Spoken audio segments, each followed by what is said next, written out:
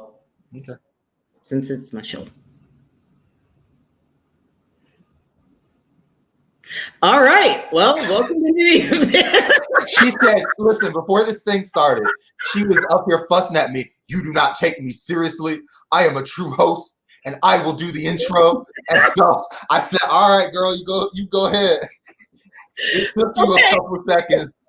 Wait, in my defense, that's not how the show normally starts. How does, yeah, okay, fine. But there's normally a 30-second countdown before the show. Oh yeah, that is what y'all do. Listen. So I was not expecting that I said that. Okay. Just listen, be live. Tell us the Prague story, because people are here. They want to know. They want to know the what story? The Prague story. You said right before air. Remind me to tell the story. I went to Prague. Was doing a show. I will tell the Prague story, but I want to have our guest before I tell the Prague story. Emmett, you're now get in front of this computer because I want to hear this story, buddy. Our guest. No, God, this is. Oh, all right, yeah. Into the Abyss. I tell you this every week. Into the Abyss is just after a week of complete another shit show. This is where you come to decompress, and you watch us turn into a complete shit show for your entertainment. You've survived another week on a planet where everything's trying to kill you. So, just relax. Watch other people screw up instead of screwing up your own life. You can feel better than us as you are. Absolutely. And our screw-ups don't affect your life like the government screw-up affects your life. And us screwing up your life, we bring you guests like the very funny Emmett Furrow. Hey, Emmett, how are you doing? What's up, people? I'm good. Good. Thanks for having me. I'm so excited. This is fun. Listen, you need to introduce yourself. Tell people where you're from. What's your background? How'd you and Leslie meet? All that good stuff. Leslie and I are both road comics from back when. That we both did shows in weird places and around, and I've been traveling for about 30 years doing stand-up. I grew up in Winston-Salem, North Carolina, where I've moved back to recently. This is true story. Winston-Salem, we love cigarettes so much we named the town after our two favorite brands. There you are, Winston. And I graduated from R.J. Reynolds High School. I'm serious. They really got that town on lock. It's serious. We had smoking sections for students. And, and when we graduated, we all got a diploma and a carton of Camels.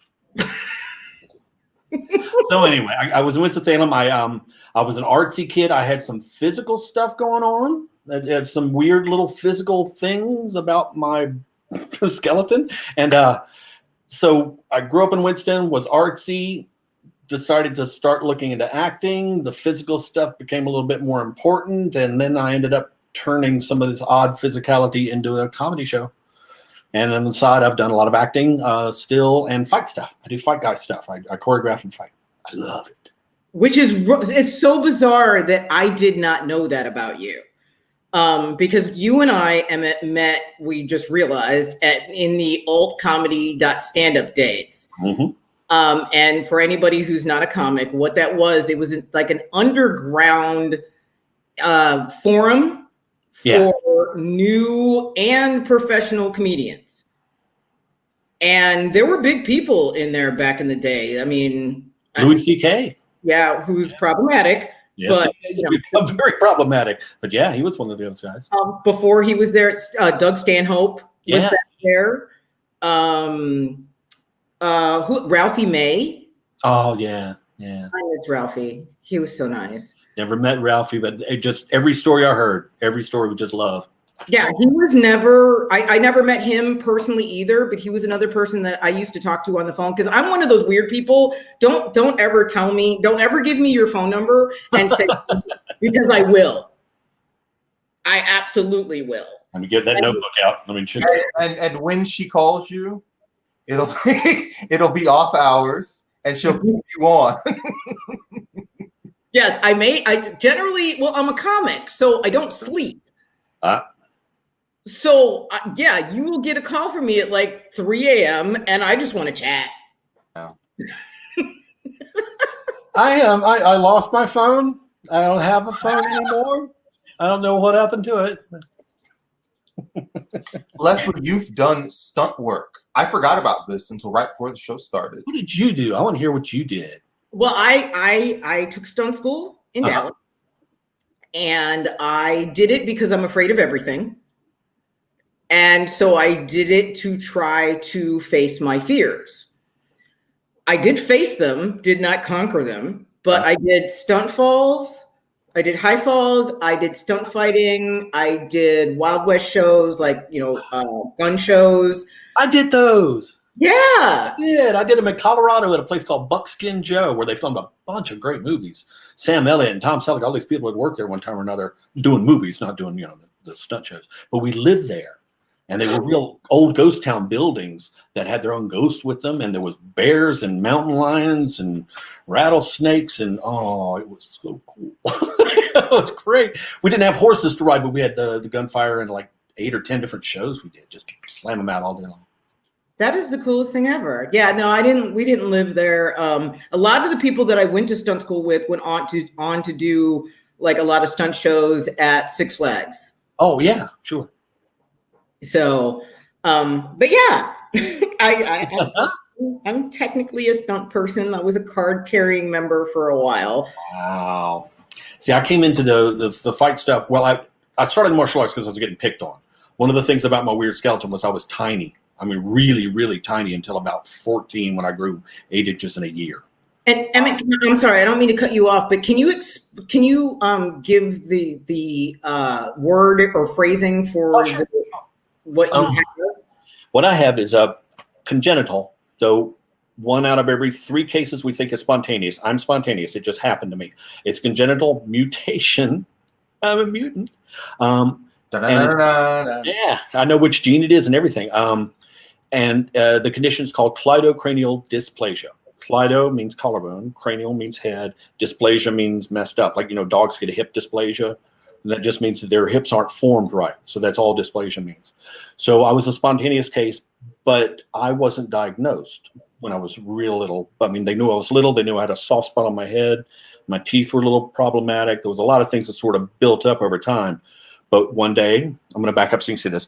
This is true story, 12 years old, and I was on a school bus. And I was just yawning.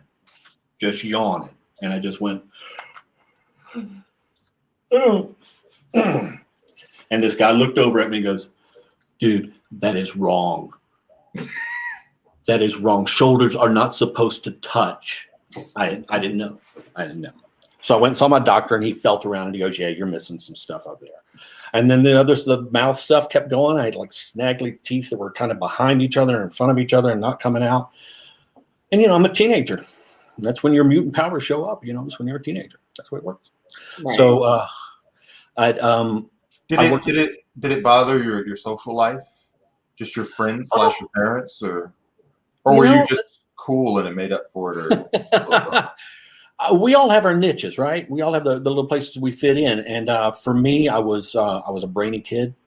I think I've lost a few points along the years, but I was a brainy kid, and I was also an artsy kid. I could draw. Oh, okay. And I was okay at some other stuff. I could kind of do music, but I was not athletic. I couldn't do anything athletic. That was the big bad part. You can carve out a niche in school if you're good at one thing. Sure. And that's what I found. I didn't feel oppressed or belittled. I know I actually, there was a couple of weird instances before the growth spurt where I got picked on just because I was a tiny little guy.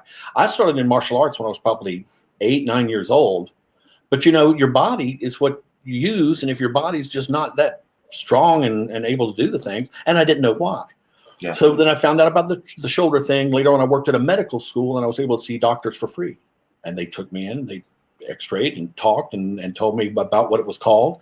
And I left from there. I went straight into the medical library, and I looked at every book that had a reference on it. So I didn't know. I mean, I walked in one day, and I walked out a mutant. This was before WebMD and Dr. Google. This is before. We're talking 1977. Yeah. This is pre-internet, everything. Yeah. I'm old. We're old, Emmett. We're old. It's okay. I'm past over to the 60s now. It just looks old for me. blowing some dust off the books. What do I got? What's wrong with me? And the pictures, and they'd have like they'd have kids that looked like me. That was the weirdest thing. We all kind of looked alike. And I'd see these pictures of the kids, and they'd have the little black tape over their eyes, and then they're no shirt, and they're just like this, and then looking at the camera. And little girls the same way, and so I found out a little bit there.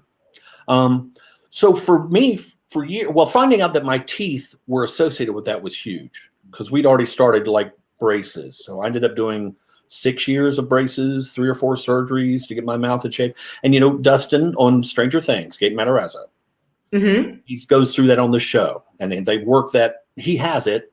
They worked it into his character, and they've made his teeth just sort of a little running story that parallels what Gaten's going through. It's pretty amazing. Which I thought was awesome. That the fact that they used that in the storyline. Do you know? Because I know Gaten. Is that the right way to say his name? Is it Gaten? Yeah. I'm terrible with names. But do you know? Did he and his family work that in, or was that something? No. So how did that? Do you know how that happened? Yeah, it's very cool. They originally wrote that part for him to be sort of a stereotypical chubby nerd. And it was the same thing that he was in the rehearsal room or the audition room and did a stretch, because that feels good to do that when your shoulders will float like this. It feels good. He did that stretch, and they immediately asked him about it. Well, what is this? And he goes, well, I've got this condition, and that's why my teeth are like this. And they just went to the script and started crossing out stuff and writing stuff back in. And they gave him that one scene 15 minutes into that first episode, and it changed my world, and it changed everybody with this conditions world in the biggest way. I cannot thank those guys, those brothers, enough. Now, representation matters, man. Oh man. Yeah, they knocked it out with that. And he's such a great guy. Now, so I don't want to figure out this is a strange story. This is Dustin Weaving here. So I did my comedy thing. And for a long time, other than the guy who almost rescued baby Jessica, I was the most famous person in the world with cleidocranial dysplasia. I had one line in Wikipedia. It said, the comedian Emmett Furrow, though he has not admitted that he has the condition, uses his extra shoulder mobility in his comedy act. That was it. I want to know who that person is that saw you like on stage one night and was like, it's time for me to edit Wikipedia right now. You're gonna let the whole world know. Oh, I wish it was just one guy. It turned out it was a comedy club I'd worked in had dumped their database on. So every comedian got like a one-page description. And then Wikipedia at one point looked at it because I had my own page for a little while. And then one day I went and it wasn't there. And I looked up why, and they said, no, you're not relevant. Not relevant. Not relevant. Doesn't it burn when the encyclopedia calls you and it's like, it doesn't matter. You are not getting an entry in this. And by the way, the internet it's not like you didn't make the cut of a book. The internet has an infinite amount of space and room. So they were like, listen, there's not a room limit or anything. It's just you personally. No, there's not enough room for you. It's almost like saying, pick up your game a little. That's what we're seeing here. You're not living up to your potential. Pick up So anyway, so I'm still in there, right? I'm under the Wikipedia listing for cleidocranial dysplasia. Okay. A woman named Kelly Wozniak had gotten in touch with me around 2012. She was working on a master's degree. She was also a spontaneous CCDer. And she and I just talked about having the condition and stuff. And then we met, and she had this idea of a foundation. So that had happened.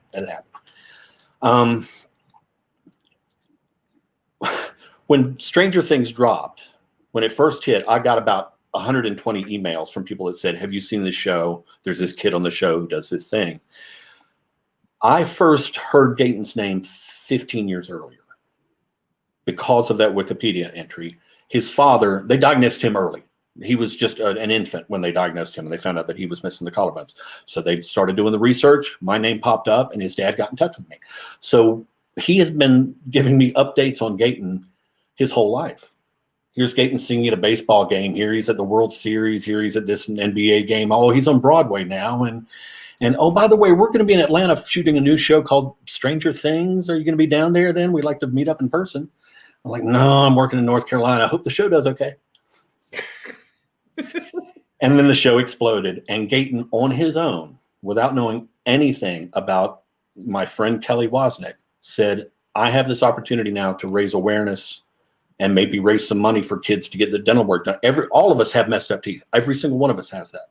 So a lot of people grow like dozens of extra tiny teeth that have to be taken out their whole lives. They have to sometimes to break jaws and stuff to reset things. It's really a real problem. So he decided he wanted to start something, and I knew Kelly.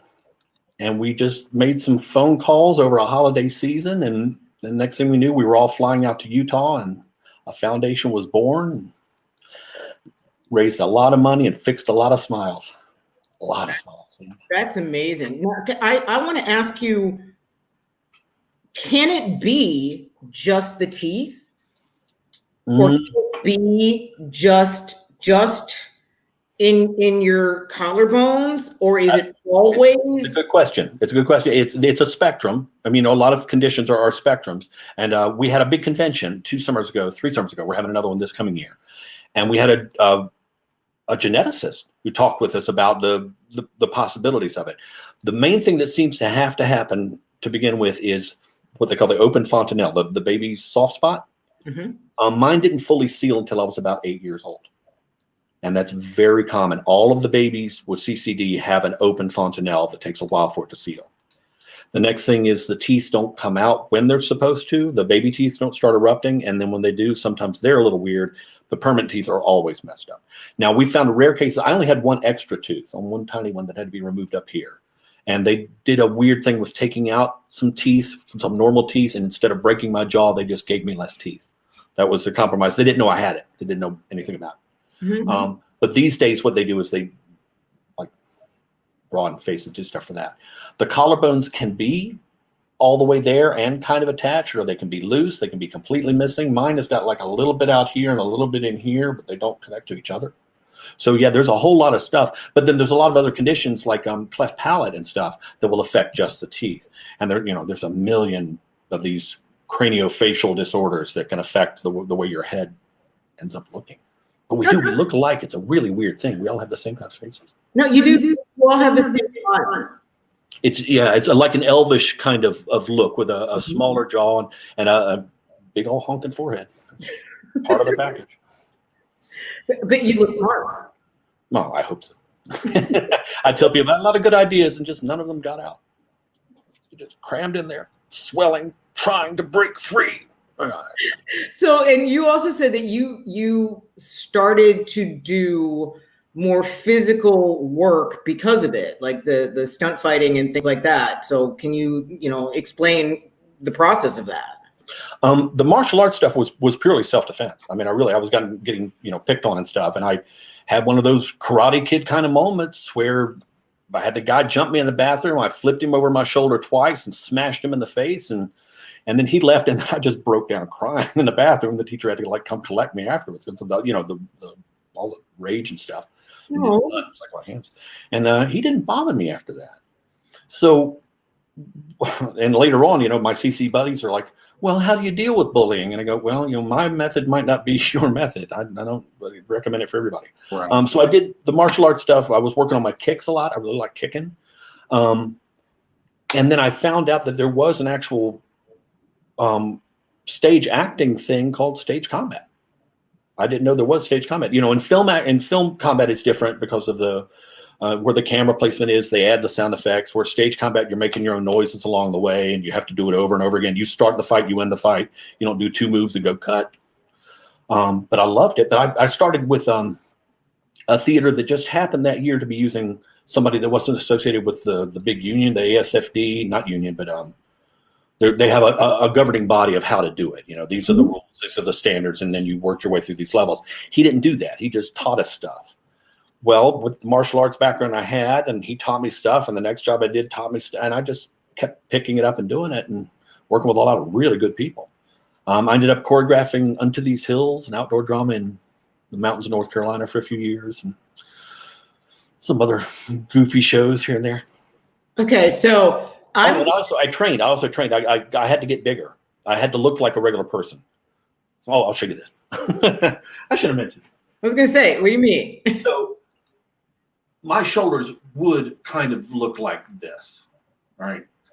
They were kind of sloped. I hold them here. Right.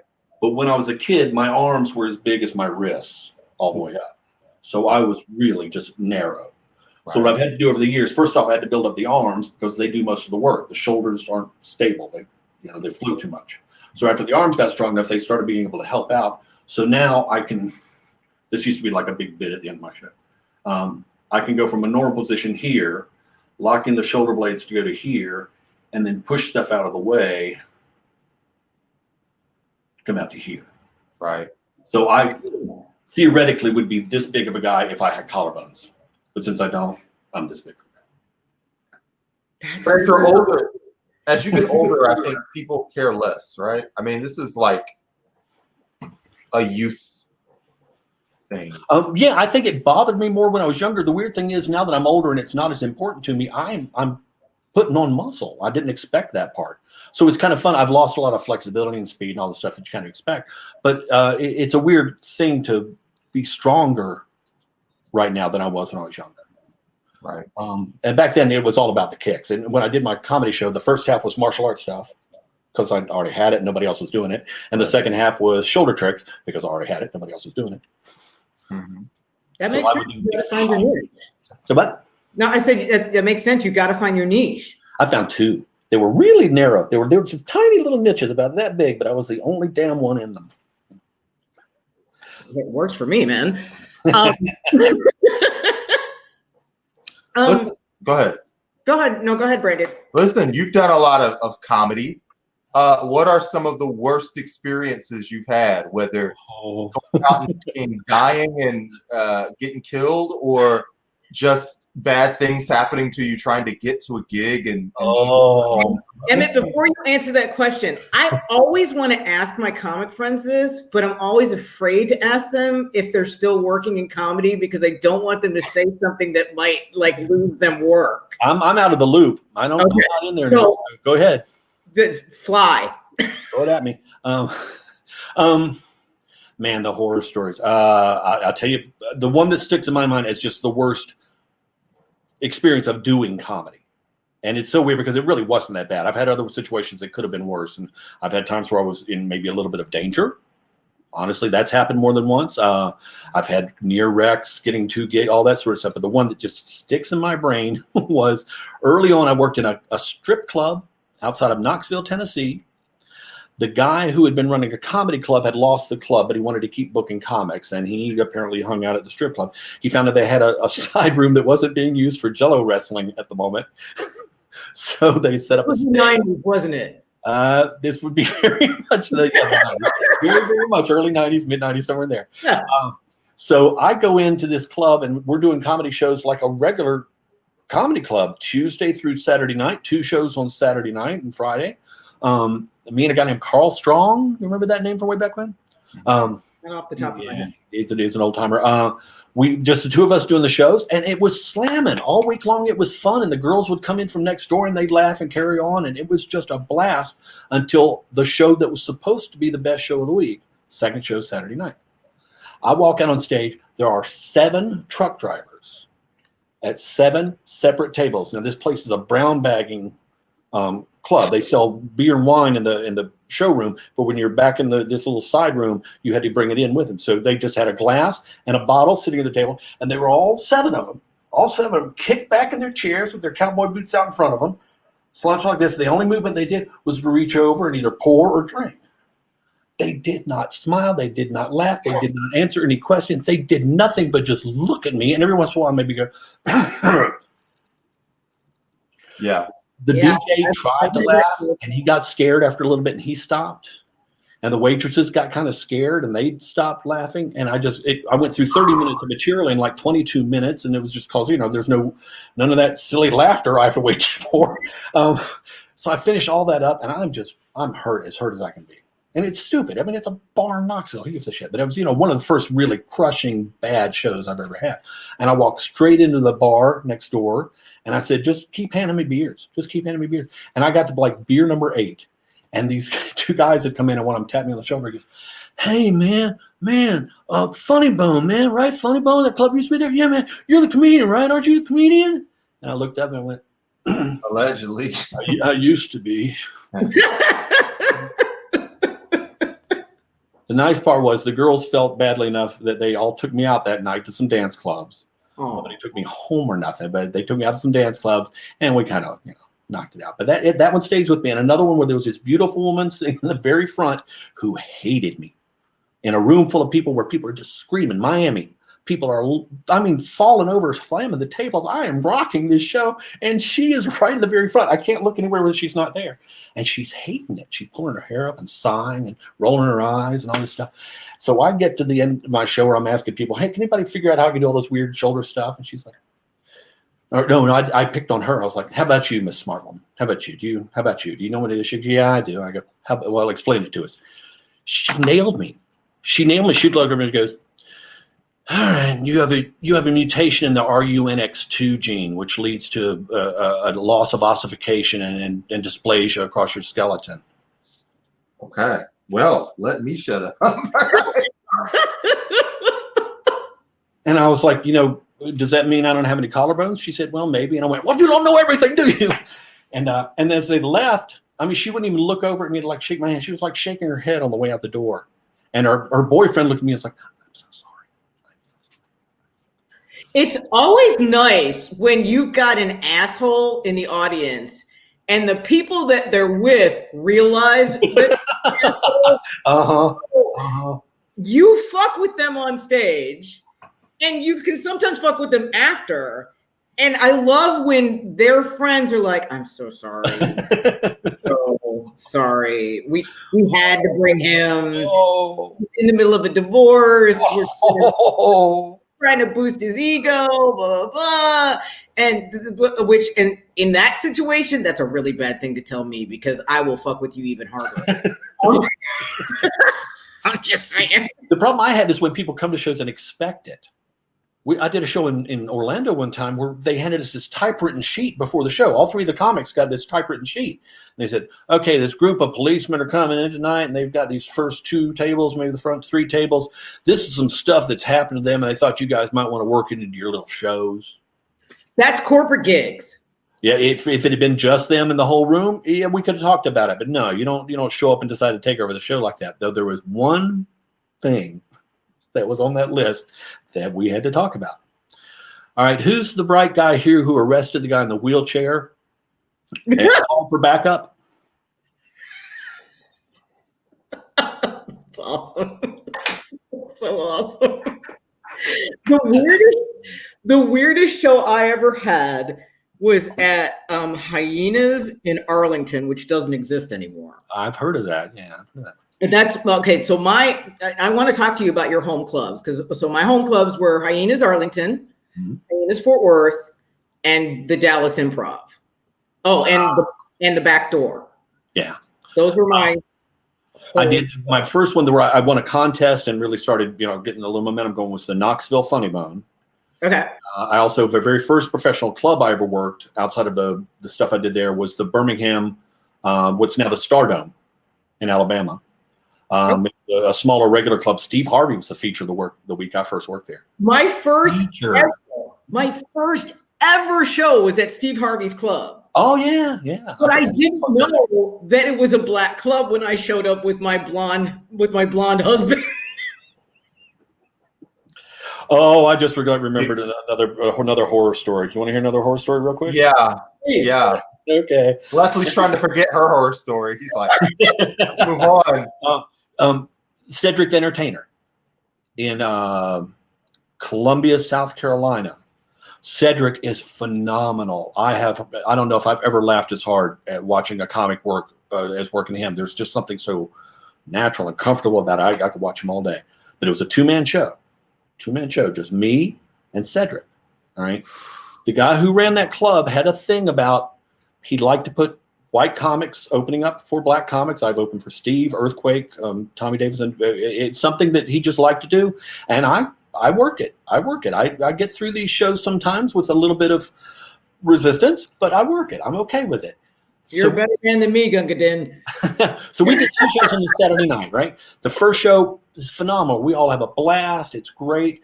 I get ready to go up and close the show because I have announcements and stuff to do. I get pulled over by management. They said, you need to tell Cedric that he has to do another 10 minutes because the computers went down and we don't have the bills ready yet. All right. So I go up on stage, and the comics always huddle together and they just say something to each other. Good job, dude, whatever they say. This time I said, they said they need you to do another 10. I'll bring you right back out. And he goes, shit, goes off stage. So I go out front and go, do you want more, Cedric? Don't you? Don't you? Woo, yeah, come on, Cedric. And he came out and he destroyed for another like 10 or 15 minutes. And they finally gave him the light. They're throwing these tickets out. Explain the light for non-comics. Pardon? Explain the light for non-comics. Oh, the light. I'm sorry. The light is the signal to get off stage. So he was watching for that light to say, you're done. It's okay. You can clear now. In the meantime, outdoors, it's pouring down rain. Pouring down rain. We are now running about a half hour late, and people have not left the building yet. People are lined up for the next show in the rain. They have shown up, and the parking lot is still full. So they've had to park East Bumfuck to come in. Right? So, and this is a group of black people who are not happy. Yes, ma'am. Yes, ma'am. I can say it. And they came in, and when we started this show late, and they're just, they're all trying to get their drinks at the same time, and nobody's happy. They're grumpy. The curtain opened up. I walk out. You could hear the room just go, no. I've been that comic. So I go into my set, and I'm almost getting them. I've almost gotten enough sympathy. I'm apologizing. I'm like, I know, but you're honest. It'll be great. And just as I'm almost about to turn that corner, manager cuts in. Folks, I'm sorry. I hate to interrupt, Emmett. Folks, look, if you park next door at Steak and Dale or over at the Red Roof Inn, they're going to be towing your cars. So you're going to need to go. And people are standing up and slamming stuff down on tables, and dozens of them are walking out at the same time. And oh my gosh. That was it. I just went through the motions, and then at the end of the show, I'm like, so does anybody know how I can do this? And this one little hand goes up, and I was like, yes, sir, you there. What do you think? And he goes, you don't have any collarbones. And I went, oh, that's right. Did you see me on TV or just figured it out or something? He goes, I worked with you in Cherokee at the outdoor drama. And I look, and then I looked down, and I see his face, and it's a guy who had been a dancer up there one summer, and he knew me, and he got to see me don't suffer and die like that. And I was like, Jeffrey, why do they hate me? And he goes, oh my God. Cedric, but that show hurt. I was just bleeding. Oh my God. So Emmett, you will agree with me when they say you die on stage.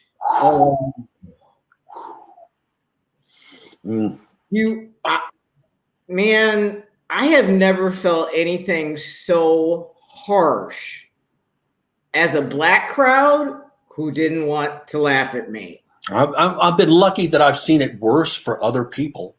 I've seen it much worse for other people. But black crowds, even if they don't find you funny, if you're white, as long as you're not a hack, they'll be polite. Yeah. If you're black and you're not funny. Oh. Now, I will say this. My very first time doing stand-up at Steve Harvey's club, the audience took pity on me. They really did. Now, first of all, Shucky Ducky was my MC. Oh, yeah, wow, yeah. My very first MC was Shucky Ducky Quack Quack. And forever. Yeah. It was really funny. My new husband, about 6 months into us being married, just out of the blue, in the middle of doing something in the kitchen, he just went, Shucky Ducky Quack Quack. And he's 16 years younger than me. So I didn't know that he would know who Shucky Ducky was. So when he just randomly said that in the kitchen, I was like, how do you know? But then it was even funnier because he's teaching me to be black in my 50s. Because he's French, Canadian, Haitian. So then he looked at me and he was like, well, how do you know Shucky Ducky? That's a black thing. You don't know. Yeah, it was a really funny thing. I will say this. If I'm going to have to add one coda of my absolute worst show, because when you talk about dying on stage, my worst show, and I dodged a major bullet with this, was America's Got Talent. I auditioned for them 3 times. I got callbacks all 3 times. And then one year, 2008, they said, yeah. And they invited me to come down and be on the show. I drove down to Atlanta, went in there, spent the whole day as they shot this thing in the Cobb Energy Center. Huge production. I got to see a lot of backstage stuff that I was not impressed with. And then when I went out, as soon as I did my first little fold, beep, beep, beep, they hit me. They buzzed me. They didn't let me do a joke. They just stopped. I mean, and Hasselhoff was like the very first one. And I tried to talk him out of it. And I was like, you don't let me set up a joke. I think I was starting the setup for my first joke, and I didn't even get to the punchline. And I said, you can't call me a comedian if you don't hear a whole joke. And I went back and forth. Pierce said, I think what you're doing is repulsive. It's revolting. Nobody wants to see it. Hasselhoff was like, you look like you should be in a straitjacket, or maybe I should. And then Sharon Osbourne is like, could I ask something? And I'm like, yes, ma'am, please. She goes, is your comedy, or is it going to involve more of you doing this thing with you? And I was like, yes, ma'am, I'm a physical comedian. That's what I do. And she goes, oh, okay, then no.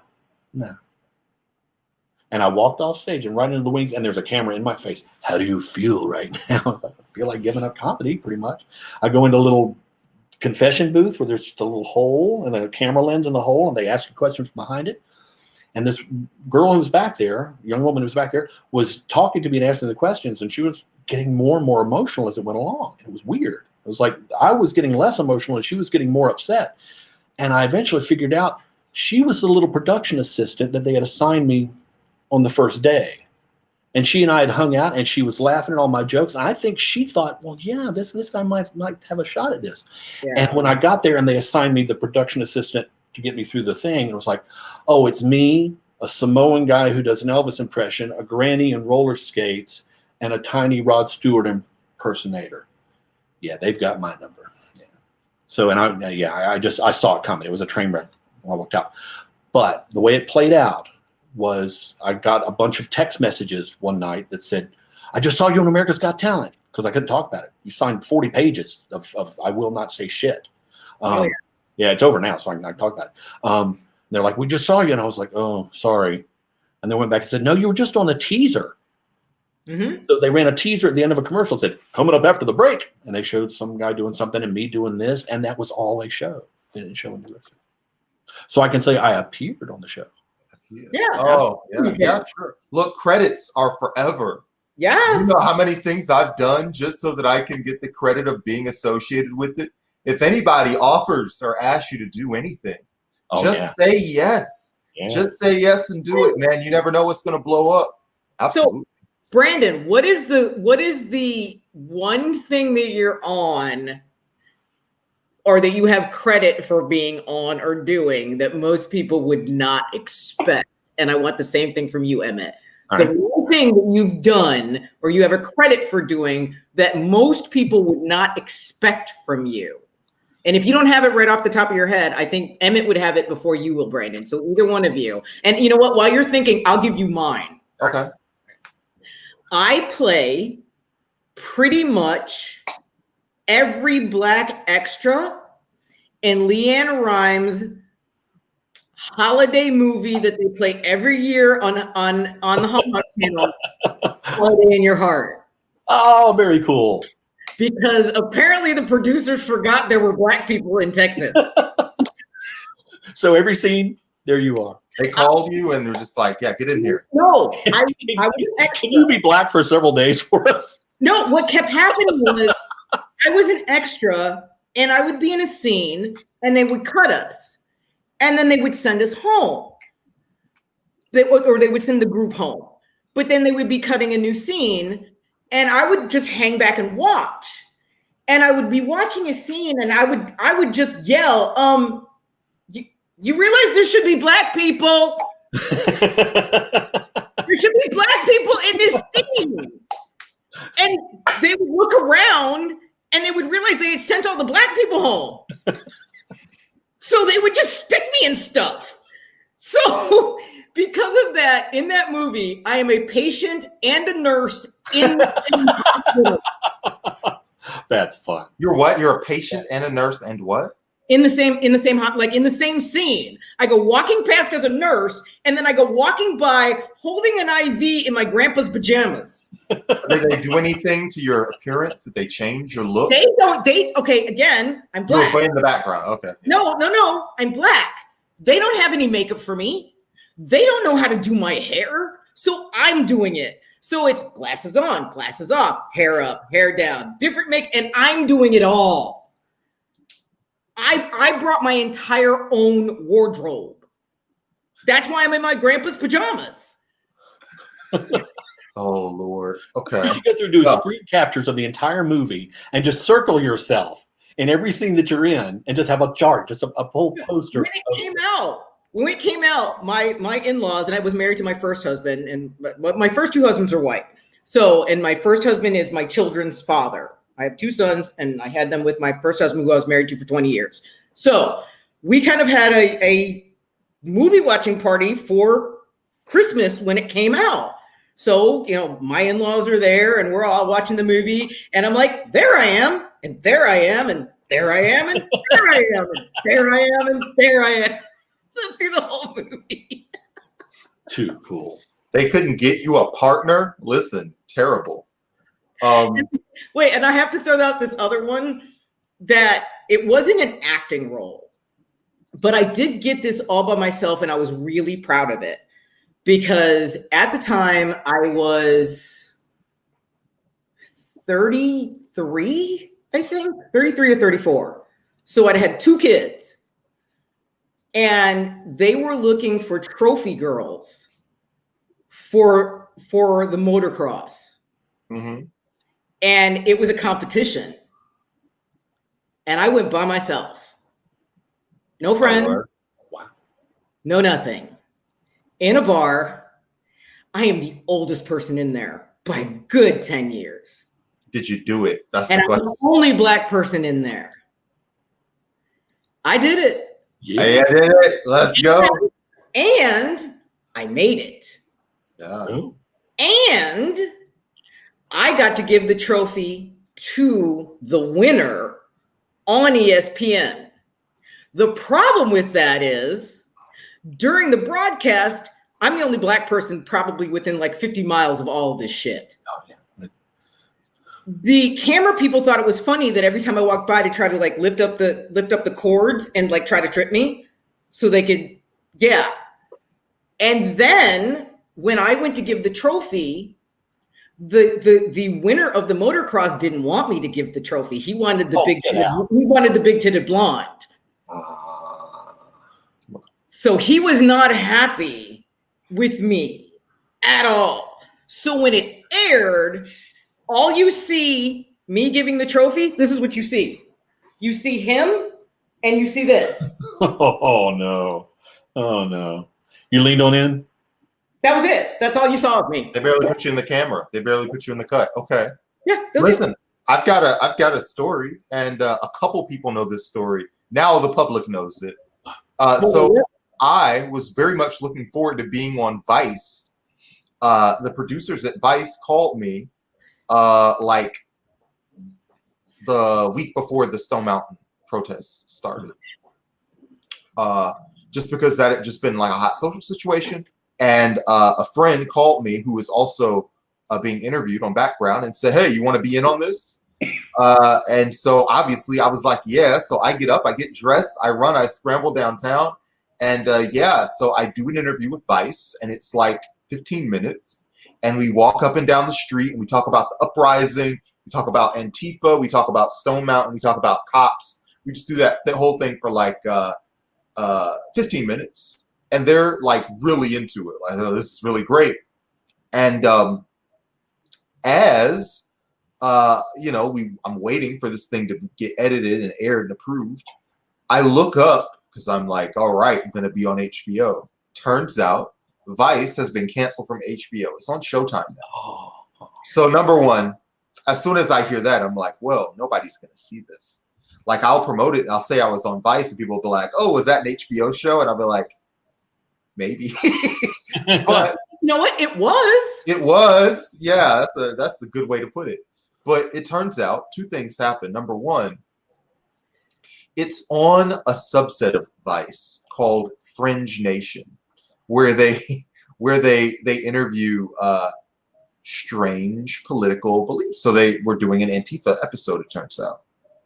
And in addition to that, I'm not in the episode. I didn't make the cut.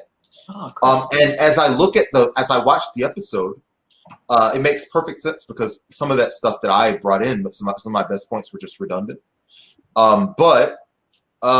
Yeah, I was bummed because, I mean, I'm just not in it. Maybe one day they'll find some other purpose for me, and you know, I've still got the producer's number, and they text me once in a while. So maybe that footage will pop up sometime, and I can say, as seen on Vice. Yeah. But I'm gonna make a vow right now.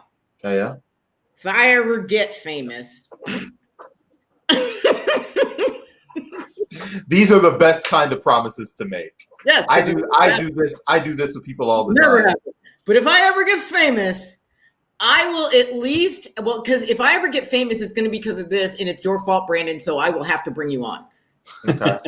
I love it. But I will bring on. But okay, this is kind of, all joking aside, this is kind of why I'm doing this show right now. We're talking about starting another show that's much more serious for me that I would like to start next week. Yeah. But this show right now, Into the Abyss, right now, this show is, I don't have money. I don't have clout. This is the only way I can help my friends. This is the only way I can showcase people I think are funny, Right. or showcase things that I think are important, or showcase things that I want people to know, or that I think people should know. Right. And that's what I'm doing. And that's why I brought you on, Emmett. That's why I brought that's why I brought Steve Gelder on last week. Oh, Steve. Yeah, I know. I love Steve. That's why I had Dave Little on 2 weeks ago or 3 weeks ago. I've worked with some amazing fucking people that most people don't know who they are. And we're getting older. My autobiography was going to be called Toiling in Obscurity. I figured that would cover it. Oh. I worked hard, but I did. Also, I would buy that book just because of the title. It really broke the surface the way it was. Yeah, but it's so funny to me. Not funny, haha, but so many people that we've worked with that we know are fucking brilliant that nobody's ever seen. Yeah. But there's also this, I've been around long enough to have those guys that open for me just skyrocket. Yeah, And some of that is wonderful. Some of it I still sit back and go, really? How did? Okay, that I'm guy? gonna throw one out there that you either love or hate this person if you're a comedian. Right. Dane Cook. I was working so hard when Dane Cook happened that I was able to just ignore him. But how do you feel about him? I feel like he was smart enough to figure out him being famous. I feel like he was smart enough to figure out something that the rest of us had to figure out faster. He got to it quicker. Dane Cook marketed himself before anybody knew how to do it. So I got to give him all props for that. I don't laugh when I watch his stuff. I don't pay much attention when he's in the movies. But there's a million comics that I just I respect what they do if people are laughing at him. But there are very few that really hit me hard and make me stick around. I'll tell you something. I almost dropped doing comedy. It's pretty much in my rear view now because I had 2 shows that I saw. I don't watch other comedians very much, but I was starting to worry, question some of my own material as I was going along. And I saw Mike Birbiglia do a show that was all this weird sort of freeform storytelling of one story for 45 minutes. And the way it all tied together at the end, it was like a magic trick. I just sat back and went, why can't I do something that's that interesting, that has, some person that has something of me in it, that it's not just, here's another trick, here's another joke. And then I saw Nanette. Did you watch Nanette? No, it's a special that's called Nanette, and I think her name is Hannah Godsby, Australian comic. And you got to see this thing on Netflix. Wait, is that the lesbian comedian that didn't really do comedy? Okay, I saw that. I liked it, but that wasn't comedy, and I understand all the people that are pissed off at her about it. I get that part too. I do. Well, what happened with you? Have you seen it, Brandon? Excuse me, as a millennial, I'd like to stop the proceedings and demand an explanation for what's going on here. We're trying to bridge a generational gap here. And yeah, I'd like to know the story of this stand-up. This just came out like last year or year before. It's new. Last year. Yeah. Oh, okay. And I believe she is a millennial. Oh, I see this. Okay. I'll look it up. Yeah. Here's the thing, because as I was watching it, I was going, well, she's funny. She knows what she's doing. It's obviously she's a seasoned professional comedian. And I just kind of watch it and I'm mildly amused. But then she took that turn. She takes a turn in the middle of what's supposed to be a comedy special, and she starts talking about realizations she's had about herself in general. And this is what hit me hard. And this is the one I'm still dealing with now.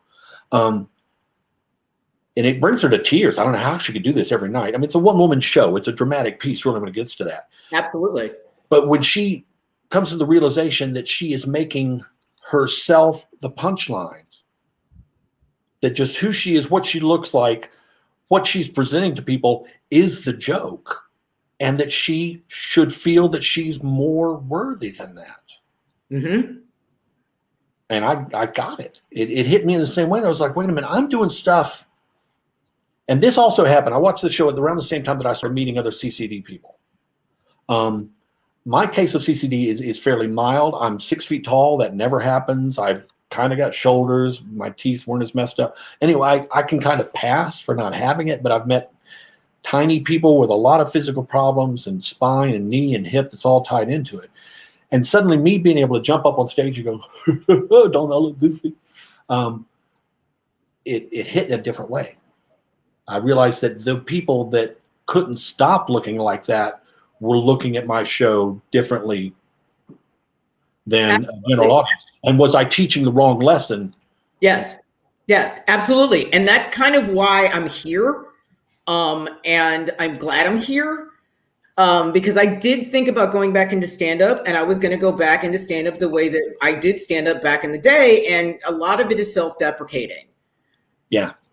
I mean, we saw a lot of comics doing that. John Panette and, Louis Anderson. There's positive. The fat guy is the biggest one that comes to mind. Phyllis Diller. I mean, she made jokes about her appearance her entire career. Exactly. But I decided when I got here, I'm trying to get comfortable with myself. And this is mostly a younger network. It's millennials and Zoomers. Yeah.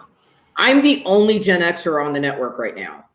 I got to be honest. I know that I'm kind of a boomer, but I don't pay any attention to their division. Right. No, I get that. All my life, I've been fortunate to work with younger people, students and stuff like that. So I'm always around a lot of different age groups, and I can't make that distinction in my mind. I know other people can do it. I appreciate that I can, but I older. That's about all I say, younger and older. Yeah. I totally get that. And I have been, but since I got older, I keep being in younger spaces all of a sudden. I'm like, okay, when I was younger, I was always with adults. I was always with older kids. Yeah. And now that once I hit about 40, the reverse started happening. And all of my friends and all of my associates have started to get younger. Yeah. And I think part of that is because I'm trying to evolve. And I believe you are also trying to evolve. Yeah. But not all Gen Xers or boomers or older either are trying to evolve or know how to evolve. Oh, yeah. I mean, that's kind of the basis of conservatism and of not wanting change. Oh, but there are some people who want to but don't know how. Yeah, that's true. Yeah.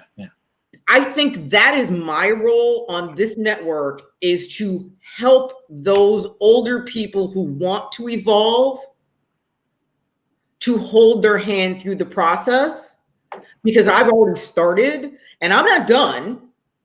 Brandon and the rest of the people on Not Safe for Media, they're holding my hand. I'm holding the hand of everyone else like me and older to go, let's go. It's not that scary. And I mean, you make it sound like we're like showing you what to do. I mean, in a small technical sense. No, you are. But you bring just a lot to the table yourself. I appreciate you saying that, but what I basically bring is stop yelling at old people. We're not all mean. We just don't know what the fuck we're doing, and we're trying. Yeah, listen, Emmett, this is the kind of stuff that we just do all the time in terms of our arguments and discussions. And Leslie and I, literally, we did a panel like a couple days ago, and the panel was with it was formerly incarcerated people. Oh, wow. So it was like just including me. Jail, yeah, talking about like getting out of jail and mental health services and what the conditions were like in prison, and and trying to find stuff to kind of get your life back in order. And obviously, go ahead. I was going to say what I feel about Not Safe Media is every single show is trying to educate in a way that's palatable. Yeah. Cool. Yeah.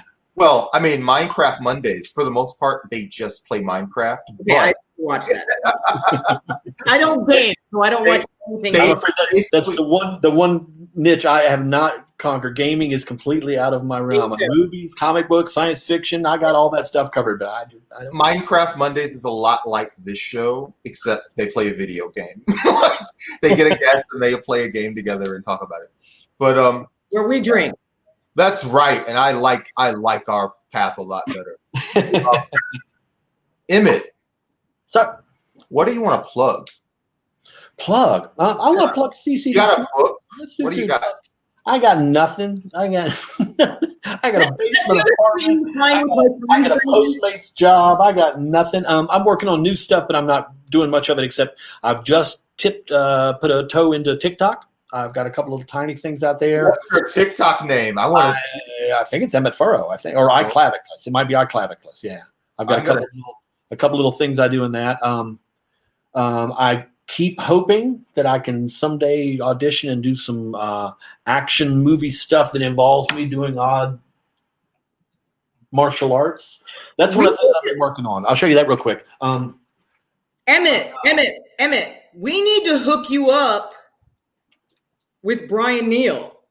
Who's Brian Neal? Oh, I see what you mean. Yeah. I got these whole set of moves that are kind of like, well, that'll save somebody. Brian, are you still in Atlanta? Emmett. No, I'm not. I moved to North Carolina. My landlord lost the house that we were staying in, and it all happened at the same time. So, yeah, I was coming closer to family anyway. So, what part of town were you in? Toward Stone Mountain. Oh, right off Memorial and 285. Yeah, we would have been in driving distance from each other where I'm at now. Oh, wow. Yeah. Where are you at now? I'm in Decatur. Sure. We were called Decatur. It wasn't really Decatur. Yeah. I know. Gotcha. I miss Atlanta. I did a lot of shows at the Shakespeare Tavern, or a couple of shows. I love Shakespeare Tavern. I used to go as a kid. I haven't gone in many, many years, but yeah, they were great out there. I miss that a lot too. I was a kid, and that was like accessible because you could eat. Like yeah. And they would let you bring your actor because the leftover food they give us at the end of the night. So I didn't know that. Hell yeah! It was a great gig. About stand-up, Emmett. Did you back in the day? I don't know how it is now. Back in the day, when you were a comic, comedy clubs would feed you. Oh, I ate some good food at some comedy clubs. I did a show in the Virgin Islands, and I had horrible shows all week long. I don't know why. I just had these awful shows, but they had the best food. So I had this monster brunch that was outdoors, and we'd go down and they were grilling everything, all this fresh seafood and plantains and exotic food. And we're just piling this food and hamburgers along with breakfast food, piling the food on, but my shows are sucking. So this guy comes up to me and I'm getting all this food and I'm kind of happy with that. And he looks over, he goes, "Hey, I saw your show last night. You enjoying your stay?" Like, I'm enjoying the food. Have a good night. Yeah, when they fed me, yeah, I can right now think automatically of about 10 clubs who, as soon as I got that booking, I was like, I am eating this week. Oh, yeah. Absolutely. Absolutely. The place in North Carolina that had a build your own pizza bar. You'd walk up and they'd hand you a pan with dough, and you would go over and you would put whatever you wanted at the bar, like it was a big ass salad bar, and then you would take it back to them, and they'd hand you a thing that said, "Put those on your table." Yeah, see, Brandon, you don't understand. The reason why a lot of people became comics is because they were hungry. I was gonna say, usually I always thought you go into comedy to become hungry. But apparently, yeah. And there's a legendary comedian who like got caught carrying food up to his room in a briefcase for his kids, and the briefcase like popped open outside the elevator. Buffet foods. First of all, they weren't even concerned. They were like, "This is going right into the material. This is going right into my set. It's all right. It's a good 2 minutes." Leslie, it's all a bit. Leslie, for you, have you ever taken a gig just for food? Just like, I know I'm eating good here, or at least partially for food. Has food ever been a factor in you setting an appointment? A comedy gig, no. A job, yes. What job? Hotel work. Oh, okay, I see. Work in hotels. You used to. Sometimes it was the only time I would eat was when I would work. If you work in a big enough hotel. The very first time I ever went on stage in front of audiences that didn't know me, I started off doing like little skits for my friends at theater jobs. The very first time I did an open mic was in Nashville, Tennessee, and Faye Woodruff, kind of legendary grandma kind of character, was the MC of that. And she liked what I did enough that she hired me that night to do a show with her like 2 nights later at a hotel lounge near the airport or something. And she goes, "Now, I can't pay you much, but it'll be $20 and all the chicken wings you can eat." And I'm like, "All right, fair." Oh, you don't know how many chicken wings I can eat, lady. They kept bringing out the steam trays. I just kept loading them. I thought, this is it. And the time, I'll tell this story real quick too, if we're not running out. No, go for it. Go for it. I got to work I worked in the Bahamas a bunch, like 14 times, 15 times, something like that. Loved every minute of it. Worked the Virgin Islands. It was iffy. But the Cayman Islands, there was this awful chain. They're still out there too. I'll never work for them again, so I can say this. Coconuts out of Florida. I know coconuts. Coconuts. They just had these tiny I remember coconuts. Yeah, all those tiny little. I loved coconuts. Yeah. So they had these sweet glamour gigs, and they had this one in the Cayman Islands. They would fly you down there, and the food was so good. This monster buffet and stuff of fresh caught everything, and it was just really, really wonderful. But on the second time I went down there, I checked in, and it was after dark. And I went upstairs, and I go in my room, and there is this huge fruit arrangement and a bottle of champagne chilling, and a personal note from the management about, "Mr. Furrow, we're so glad to have you back. We look forward to the shows. It was a delight having you before, and we're really, really happy." This was your first time. I thought, this is it. I am on my way, man. I am on my way. I've got champagne, and I sat down. I smoked a Cuban cigar, and I don't even like cigars. And I sat on the balcony, smoking the cigar, drinking the champagne, eating this fruit, thinking, I am on my way. And then in retrospect, I think this occurred to me when I was working at the Shakespeare Tavern, telling the story. In retrospect, that might have been the peak. It might have been. I hit that moment, and after that, everything else was okay. But that might have been it. What I think this should teach all of us, literally every single person here and watching at home, is when you get a minute, cut yourself a cigar. You made it through another week, cut yourself a cigar, pour some champagne, put it on the rocks, and relax, celebrate yourself. Because after that, who knows what's going to happen? Pat yourself on the back for getting that far. Yeah, that's right. I've had good times and good shows since, but yeah. Well, and I'm going to add to that, Brandon. All right. While you're kicking back, and you're smoking that cigar, and you're drinking your cognac, Hennessy, whatever the hell, or your glass of wine, you should also give to Not Safe for Wonks Media. Oh yeah, listen, we've got shirts. We actually do shirts. One of them is this one. It's a Capitalism is Cringe t-shirt. Our friend Rachel made it. If you can see this lovely woman holding some toast, it's just cute. And we've also got a Christmas sweater because people just ask for ugly Christmas sweaters. And actually, I can report, just our top selling item is the sweater, which I did not, let me tell you, expect. And we're going to have other shirts that are just coming that are comedy shirts. We're working on a a dinosaur shirt we're working on. We're just doing all kinds of stuff. I don't want to give everything away. But we've also got, if you don't know, Leslie's got a book. We're going to talk about that in just a second. But before we do, hey, look, we've got just a whole lineup of shows. We got Not Safe for Wonks. It's Monday, Wednesday, Friday. A Time of Monsters, Aaron Thorpe's show. Aaron's in the hospital. Got into a really bad car accident. But however, the good news is Aaron's going to be doing his first media appearance since his car accident that almost killed him. Just got out of the hospital. And he's going to be on Monday. So you want to hang out and see all that. And we obviously do Minecraft Mondays. The hosts of the podcast Psychic Dolphin Garage play Minecraft for like 3 or 4 hours, and they do deep dives with different guests or with each other. Sentai Truther Club's about Power Rangers, and it's like once a week. Hot Girl Agenda is Rara Imler's femme take on leftist politics. Brings on different women every week, and they talk.